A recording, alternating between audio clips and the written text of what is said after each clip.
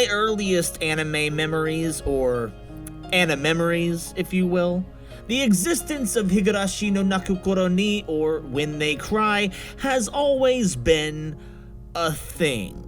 I think back to the late 2000s when I would listen to Nico Nico Doga medleys on repeat until my ears bled, and towards the end, the inclusion of a beautiful track from the series called Dear You sparked a surface-level interest. I knew in passing that it was a horror anime, but the dichotomy between a soothing, melancholic song and a series that was supposedly stomach-turning only served to increase that interest. I was perfectly content letting it stay on my to-watch list indefinitely, but then Passione, the studio behind such masterpieces as Interspecies Reviewers and Citrus, decided to rain on my parade of procrastination by producing a remake? A sequel this season, which enticed me to prioritize yet another anime about teenagers killing each other. And now that I have seen most of what the series has to offer, I can say it's just okay. It's definitely not as terrifying as I thought. In this super special, super spoopy episode of Anime Ambush, let's take a look at a series y'all probably should not have been watching at such a young age. But first, have you ever heard of a sound novel? I hadn't before discovering this series, but a sound novel is a type of visual novel without the element of choice. It's basically a novel with visual assets and music. If you have ever heard of the term kinetic novel, that's another name for the same concept. Higurashi no Nakukoro ni is one such sound novel series, the first of which was released 18 years ago in 2002. It follows the residents of Hinamizawa and details a strange series of murders and disappearances the residents have attributed to the curse of the guardian deity.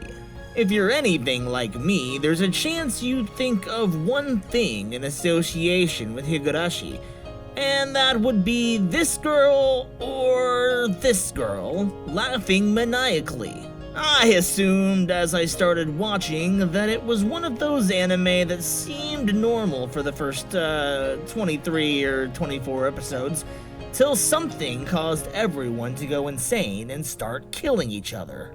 I was incredibly incorrect with this assumption. In fact, the entire narrative is cyclical.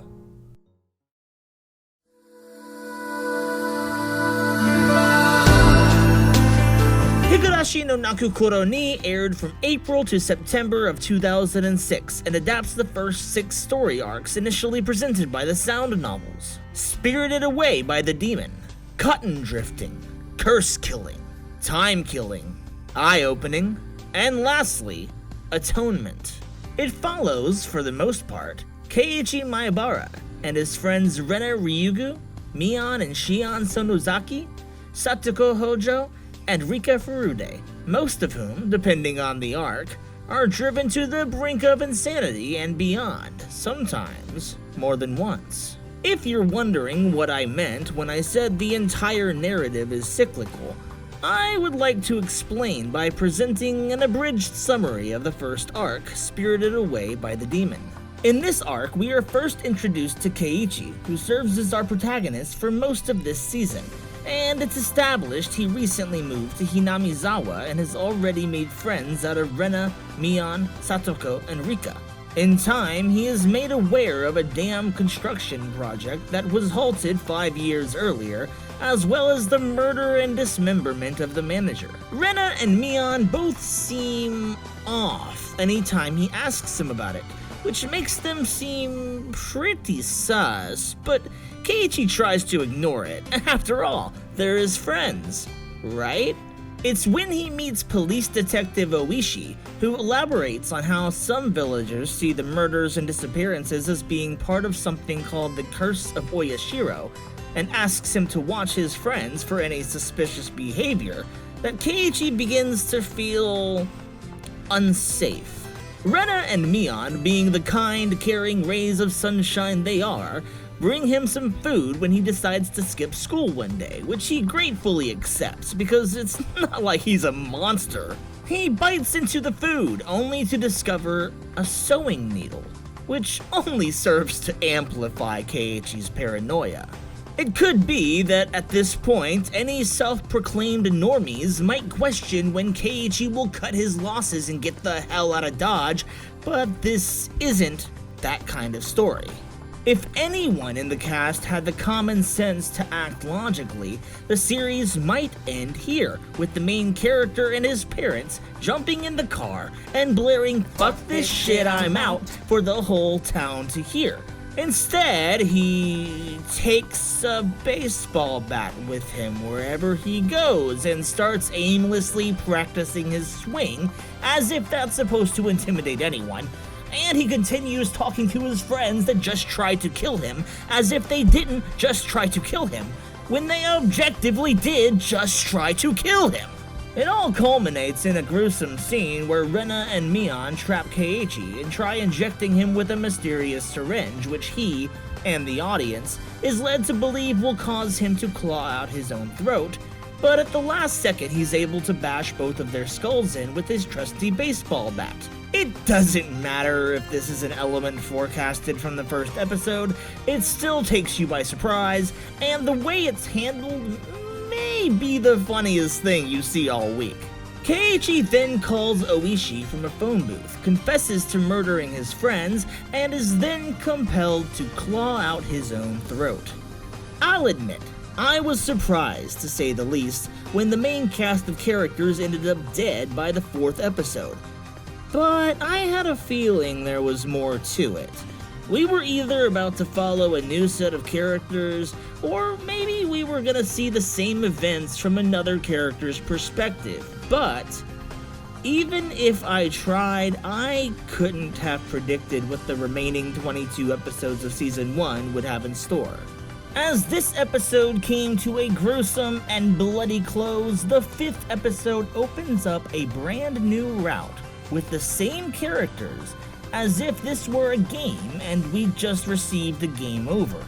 It might be confusing to anyone who was not aware of how this series would handle its storytelling, but as we reach the end of Season 1 and the start of Season 2, it begins to make a bit more sense with the introduction of new characters and the redefinition of existing ones. In time, you start to understand that while the various arcs are mostly non-canonical, there are aspects to each that the audience is meant to take note of that will help to understand the mysteries of the village, the murders, the vanishings, and how they all tie back to the guardian deity, Oyashiro.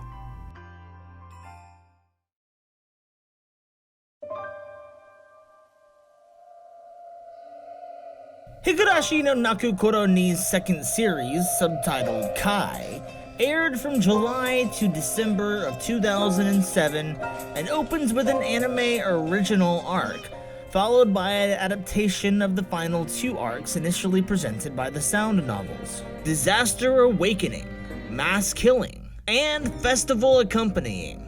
In this series, rather than following Keiichi, the main character is actually Rika, who reveals to the audience that each of the previous arcs are canon, and she has experienced each of them. It turns out she's trapped in a time loop that works in a similar way to the one present in ReZero, where each time she's killed, she is sent to another instance of the world in June of 1983. I'll be real, the first arc of this season, I could take it or leave it. It's only when the second arc begins that we see what Higurashi was really all about: the power of friendship. No, I'm not kidding.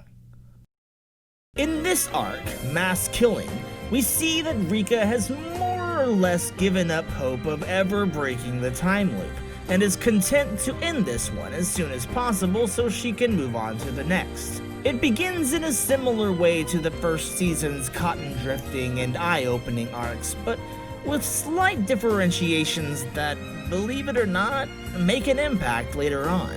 Rika notices these changes, which seem to happen one after another, and is given a renewed hope that maybe, just maybe, this will be the iteration where she can break the chains. It's made evident early in this arc that one of her biggest mistakes was trying to handle the events leading up to her death entirely on her own, without asking anyone for help. I think it's kind of interesting that one of the biggest differences between this iteration and the many others we've seen, and what contributes it to being nearly successful, is that Rika goes against her best instinct and involves her friends, knowing full well they could be killed alongside her. If you're not convinced of the significance of the power of friendship in this horror series, earlier in the same arc, it's revealed that everyone in the core cast is aware of certain things that have happened in other iterations, but they believe it's nothing more than really morbid dreams. It gets to the point where they passively suggest that those bad endings could have been avoided had they simply told their friends or family about their murderous impulses. I mean, sure, that's a fair point. Talking to a friend about how you really want to murder someone might help convince you not to go through with it, but it's kind of strange to suggest that after 100 years of death and rebirth, the problem plaguing Rika's existence could be solved that easily. I don't know about you, but that'd make me want to kill someone out of spite.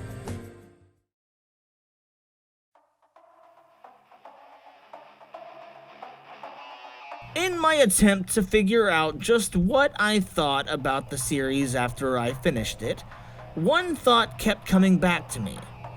I think I liked Higurashi more before the mystery was solved. In the lead up to the final arcs, the true culprit, who shall remain nameless, was unknown to me. I think, however, once they've been revealed, and the series goes out of its way to grant this person a sympathetic backstory as if that's justification for murder, I sort of disengaged a little bit. In my opinion, it's perfectly okay to make a case for a sympathetic antagonist. It's not okay to say, well, sure, this person may be responsible for triggering 100 years of suffering on a cosmic scale for kind of an objectively dumb reason, but because they've suffered too, they're not gonna face any punishment of any kind whatsoever. It's not immediately obvious that this is what happened in the end until you watch the first episode of the OVA series Higurashi no Nakokoro ni Rei, which is set following the final episode of Kai. But it's definitely what happened, and as such, what was once fascination began corrupting to the point where I just stopped caring. It was made infinitely worse by the second OVA series, Higurashi no Nakokoro ni Kira, a 4-episode slice-of-life series that was so abhorrent that I dropped it in the midst of the first episode. I won't go in depth as to why that is, because I would like to forget, but I will say, if you liked the characters at all in the first 2 seasons and Rei, stay as far as you can from Kira. I think, overall, I did enjoy my time with Higurashi. I had my issues with it, sure. The story is more interesting before the questions are answered, the characters seem to be racing to figure out who can be ruined the most by the end, and the series tries to redeem the villain without the writing to back up such a monumental task. But that said, the series' cyclical nature, the way the story is told in vignettes of what could happen under the right parameters, fascinated me. I would not necessarily recommend it to the average anime fan, but if you're in the mood for a series with a fair amount of body horror, or the anime equivalent of a Saw film, then Higurashi no Nakokoro ni might be just what you're looking for. I can't say anything definitive about the series airing this season, at least not yet, but I may be back with another video on it if it ends up being more than just a milquetoast retreading of old territory. If you're interested in streaming the OG series, both seasons as well as the first and only, as far as I'm concerned, OVA series are available via High Dive. Thanks for watching Anime Ambush. It has been far too long, but if you've made it this far, I want to thank you from the bottom of my heart. It means more than you know. I can't say for sure when new content will be coming down the pipeline, but if you want to be among the first to know when it does, please consider tapping that subscribe button and the bell icon if you haven't already. I love you all, and I'll see you in the next one.